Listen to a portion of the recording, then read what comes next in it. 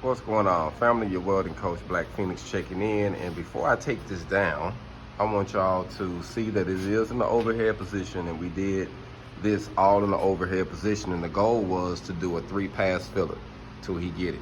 The root pass, the filler pass, the filler pass on each side. And I want you to see how he did by the time he made it to the 4th time.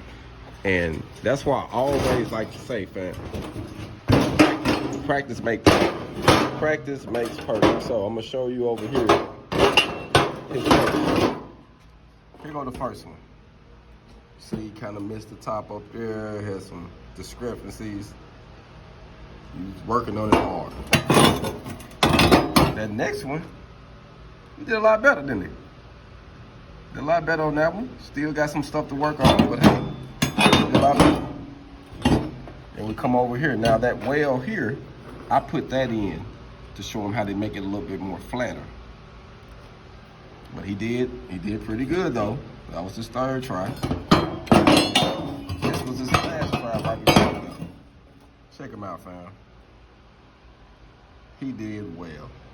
You got to put the work in, family. And the more you put the work in, the more you will see the progress. Hold on.